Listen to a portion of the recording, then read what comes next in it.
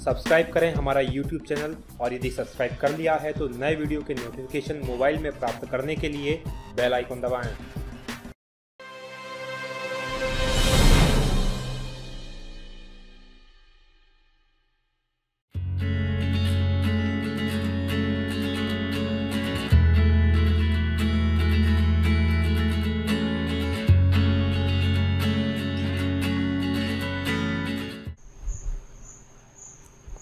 साथियों नमस्कार, बहुत स्वागत है आपका DNK एकेडमी के वीडियोस में। मैं हूं भगवत दांगी, फाउंडर DNK एकेडमी। बात करेंगे आज हम विज्ञान के दूसरे वीडियो की दूसरे भाग की, जिसमें हम बात कर रहे हैं 1000 मोस्ट IMP या super important MCQs multiple choice questions की। और आज बात करेंगे क्वेश्चन नंबर 26 से लेकर क्वेश्चन नंबर 50 तक। और इस जो वीडियो की PDF है आपको मिल जाएगी हमारी वेबसाइट www.dkmpsc.com पर। यहाँ पर विज़िट करेंगे तो इसकी फ्री वेबसाइट आप PDF आप डाउनलोड कर पाएंगे। इसके अलावा जो वेबसाइट की लिंक है वो डिस्क्रिप्शन में दी गई है, वहाँ से भी आप वेबसाइट को विज़िट कर सकते हैं। आप हमारा फेसबुक पेज DKMPPSC एकेडमी को ज़रूर लाइक कर लें ताकि जो आपको अपडेट्स हैं, नए अपडेट्स, वो भी मिलते रहें। तो चलिए शुरू करते हैं। पहले क्वेश्चन की बात करें तो चमगादड़ अंधेरे में उड़ते हैं। क्यों उड़ पाते हैं चमगादड़ अंधेरे में? क्योंकि जो चमगादड़ होते हैं वो पराश्रव्य तरंगे उत्पन्न करते हैं। ये पराश्रव्य तरंगे या जिन्हें अपन सुपरसोनिक तरंगे या सुपरसोनिक वेव्स कहते हैं, वो छोड़ते हैं। और वो जब किसी रास्ते में अवरोध होता है, कोई चीज़ जो आ जाती है, तो उससे टकराकर वापस इनके पास आती है और ये उससे पता लगा लेते हैं कि किस सामने कोई अवरोध है या नहीं है। अगर कोई है तो वो रुका हुआ है या चल रहा है। तो ये सारी चीज़ें उससे ये पता लगा के और फिर ये उड़ते हैं। बर्फ़ में स्केटिंग करना प्रदर्शित करता है कि दाब बढ़ाने पर बर्फ़ का गलनांक क्या होता है। देखिए, स्केटिंग क्या होती है आपने देखा होगा मूवीज़ वगैरह में, जो दो छड़ी की सहायता से बर्फ़ पर फिसलते हैं उसे स्केटिंग कहते हैं। पैरों में विशेष प्रकार के जो यंत्र पहना जाता है और उसके द्वारा जो फिसलते हैं उसे स्केटिंग कहते हैं। तो उससे क्या होता है, बर्फ़ में दाब बढ़ता है, यानी कि प्रेशर बढ़ता है। और जब बर्फ़ पर दाब बढ़ता है तो क्या होता है, जो बर्फ़ का गलनांक होता है उस पर क्या असर पड़ता है, तो वो जो रहता है गलनांक घट जाता है। ध्यान दीजिएगा, जो गलनांक होता है उसका घट जाता है। तो ये इसका सही आंसर है। चलिए, स्टेनलेस स्टील एक मिश्र धातु है जबकि वायु क्या है। देखिए, स्टेनलेस स्टील क्या है, एक मिश्र धातु है। वायु को हम समझेंगे कि वायु क्या है, तो वायु जो है एक मिश्रण है। अब मिश्र धातु और मिश्रण में क्या अंतर होता है कि मिश्र धातु उसे कहते हैं जिसमें दो धातुओं को मिलकर जो बनता है वो मिश्र धातु कहलाता है। जबकि मिश्रण क्या होता है, उसमें ज़रूरी नहीं दो धातुएं ही हो। जैसे आपको पता है वायु में गैस भी होती है, वायु में जलवाष्प होता है, वायु में धूल के कण होते हैं। तो बहुत सारे अलग अलग पदार्थों का जो योग होता है उसे मिश्रण कहते हैं। और जब धातुओं का जो योग होता है उसे मिश्र धातु कहा जाता है। पर्यावरण का अध्ययन जीव विज्ञान की किस शाखा के अंतर्गत किया जाता है? तो ध्यान दीजिएगा, कार्यिकी के अंतर्गत नहीं किया जाता, अनुवांशिकी के अंतर्गत नहीं किया जाता, वर्गीकी के अंतर्गत नहीं किया जाता, परिस्थितिकी के अंतर्गत जीव विज्ञान यानी इकोलॉजी के अंतर्गत जो है पर्यावरण यानी एनवायरनमेंट का अध्ययन किया जाता है। क्वेश्चन नंबर 30 की बात करें तो फूलों के संवर्धन के विज्ञान को क्या कहते हैं? देखिए, फिनोलॉजी कहते हैं, फूलों से संबंधित होता है लेकिन फूलों के संवर्धन से संबंधित नहीं होता। ये फूलों में जो परिवर्तन होते हैं, जो ताप का प्रभाव पड़ता है, तो उन सब चीज़ों से का जो विज्ञान होता है वो फिनोलॉजी कहलाता है। फ्लोरीकल्चर कहलाता है फूलों का संवर्धन यानी फूलों की खेती से संबंधित विज्ञान को फ्लोरीकल्चर। तो इसका सही आंसर है फ्लोरीकल्चर। एग्रोनॉमी कहा जाता है सस्य विज्ञान यानी कि फसल उत्पादन और मृदा के संबंध में जो विज्ञान होता है वो एग्रोनॉमी कहलाता है।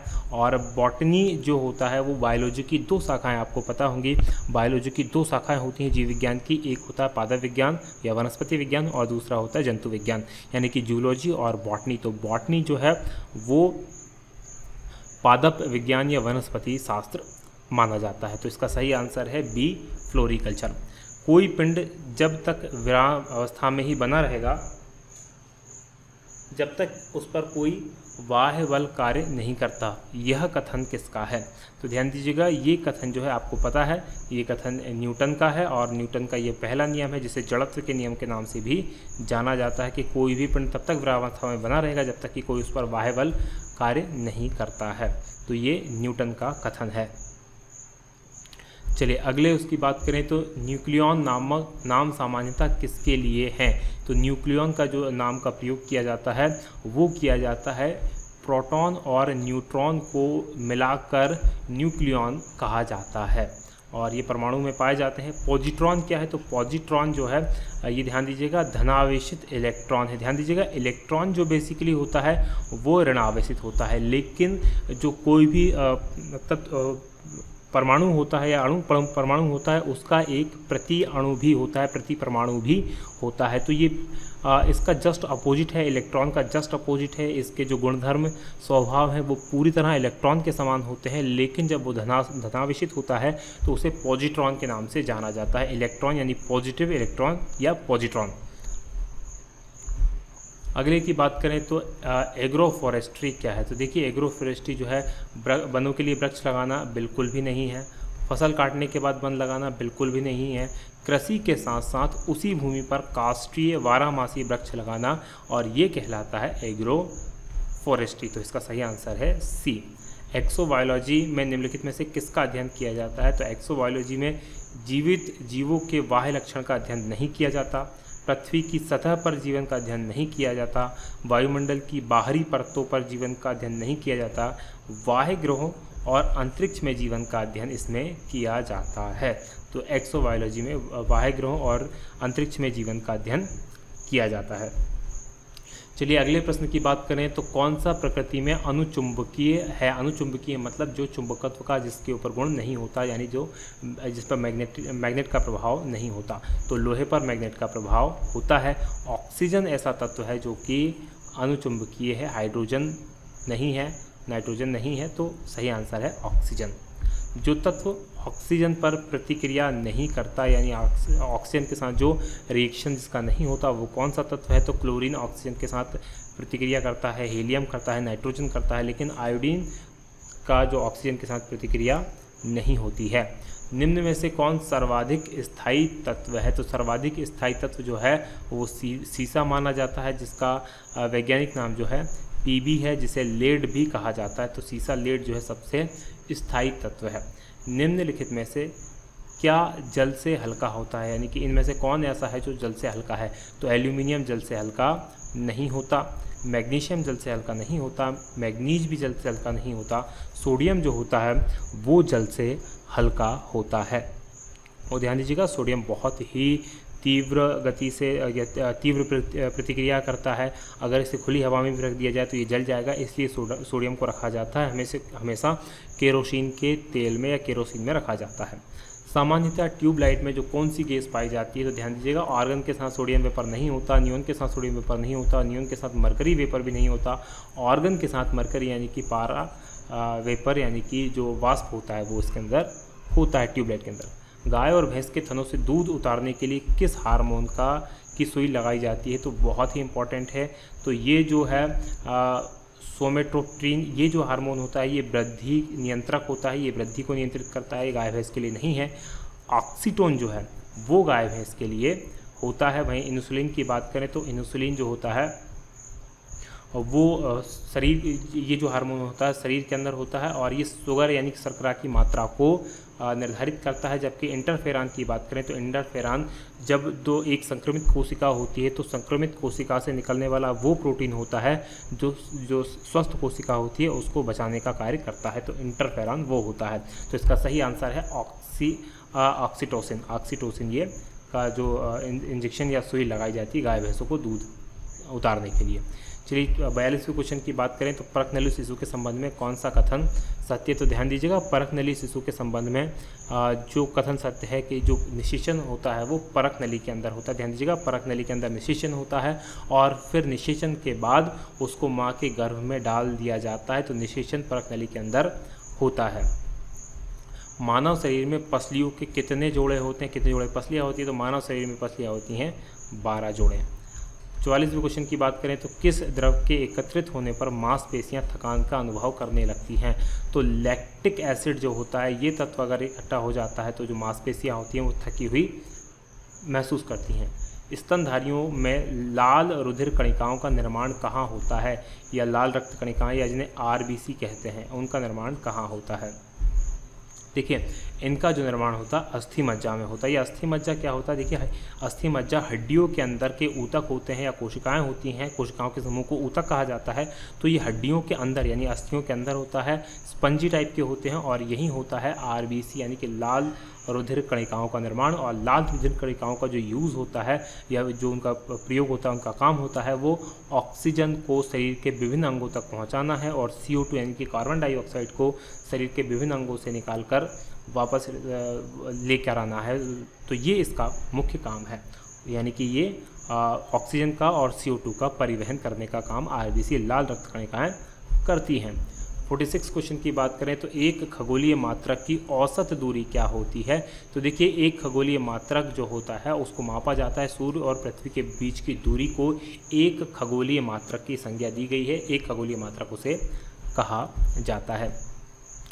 निम्नलिखित में से किसने न्यूटन से पूर्व ही बता दिया था कि सभी वस्तुएं पृथ्वी की ओर गुरुत्वाकर्षित होती है, यानी कि न्यूटन से पहले उन्हें गुरुत्वाकर्षण का नियम बता दिया था। तो ये थे भारतीय वैज्ञानिक या भारतीय ऋषि जिन्हें कहा जाए आर्यभट्ट, जिनके नाम से 1975 में हमने पहला उपग्रह भी छोड़ा था। और आर्यभट्ट गुप्त काल में हुए थे, 475 के आसपास इनका जन्म हुआ था। पटना के अंदर इनका जन्म हुआ था बिहार में, और तक्षशिला विश्वविद्यालय के अंदर इन्होंने शिक्षा हासिल की थी। जेट इंजन जो होता है वो किस सिद्धांत पर कार्य करता है, ये इम्पॉर्टेंट है। जेट इंजन जो होता है रेखीय संवेग संरक्षण के सिद्धांत पर काम करता है। देखिए रेखीय संवेग संरक्षण का सिद्धांत क्या होता है, बहुत सिंपल सा सिद्धांत होता है। आपने अगर कभी कैरम खेला हो तो कैरम में आप जानते होंगे जब दो एक समान की गोटियां आपस में टकराती हैं तो आपने देखा होगा कि जैसे कोई एक गोटी एक दूसरे से टकराई तो वो जो पहले गति कर रही थी वो गोटी अपनी जगह पर रुक जाती है और दूसरी गोटी आगे उसके स्थान पर आगे चली जाती है, और यही सिद्धांत कहलाता है रक्षा संवेग का सिद्धांत। या कंचे आपने खेले हो तो दो समान कंचे जब आपस में टकराते हैं तो एक कंचा उसकी जगह पर थम जाता है और दूसरा कंचा उसका संवेग दूसरे में ट्रांसफ़र हो जाता है और फिर वो कंचा आगे भागता है। तो ये कहलाता है रेखीय संवेग संरक्षण का सिद्धांत, और जेट इंजन जो होता है इसी सिद्धांत पर कार्य करता है। देखिए दो तरह के इंजन होते हैं, एक जेट इंजन होता है, एक रॉकेट इंजन होता है।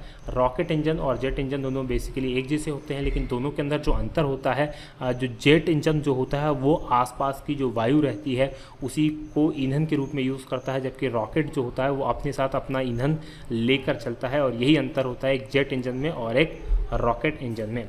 साइकिल चालक को प्रारंभ में अधिक बल क्यों लगाना पड़ता है, बहुत सिंपल सा नियम है, क्योंकि साइकिल के पहिए जाम होते हैं, बिल्कुल नहीं। चालक जड़त्व पर विजय पाने के लिए अधिक बल लगाता है। हमने न्यूटन के गति का पहला सिद्धांत पढ़ा था जिसमें बताया गया था कि कोई भी वस्तु जो विराम अवस्था में जब तक उस पर कोई बाहरी बल ना लगाया जाए वो विराम अवस्था में ही रहेगी। तो इसको पार करने के लिए, तो जड़त्व को तोड़ने के लिए साइकिल जो चालक है उसे प्रारंभ में अधिक बल लगाना पड़ता है, बाद में उतना बल नहीं लगाना पड़ता। चलिए अंतिम क्वेश्चन की बात करें तो भोजन की विषाक्तता उत्पन्न होती है। तो भोजन की जो विषाक्तता होती है ये क्लोस्ट्रीडियम बोटुलिनम ये जो जीवाणु होता है इसके द्वारा भोजन की विषाक्तता होती है, फूड पॉइजनिंग होती है। आपने पेपरों में कई बार पढ़ा होगा कि फूड पॉइजनिंग से लोगों की हालत ख़राब हो जाती है, बीमार हो जाते हैं और कई बार मृत्यु तक इससे हो सकती है। तो एक प्रकार का विष उत्पन्न करता है ये जीवाणु और इसके द्वारा भोजन की विषाक्तता या फूड पॉइजनिंग होती है। तो आज का ये हमारा वीडियो यहीं समाप्त होता है। यदि आपको ये वीडियो पसंद आए तो आप इसे लाइक ज़रूर करें, साथ में शेयर करना बिल्कुल ना भूलें। चाहे आप जिस भी सोशल मीडिया प्लेटफॉर्म पर हों, यूट्यूब पे इसे यूट्यूब से लेकर आप इसे अपने फेसबुक पर, व्हाट्सएप पर, टेलीग्राम पर सब जगह शेयर कर सकते हैं ताकि अधिक से अधिक लोगों को इसका फ़ायदा मिल सके। साथ में आप हमें कमेंट करके ज़रूर बताएं कि आपको हमारा प्रयास कैसा लग रहा है। यदि आपको हमारा प्रयास पसंद आता है और आप इसे हमें बताते हैं कि आपको अच्छा लग रहा है तो इसे हम और अच्छे से कंटिन्यू करेंगे और साथ में हमें मोटिवेशन भी मिलता है। साथ में आपके कोई सुझाव हो तो वो भी आप हमें बता सकते हैं और आप हमारे चैनल को सब्सक्राइब कर सकते हैं। चलिए आज की बात हम करेंगे यहीं समाप्त। आप देख रहे थे D&K अकेडमी जो है नंबर 1 GK चैनल। बहुत बहुत धन्यवाद। जय हिंद, जय भारत।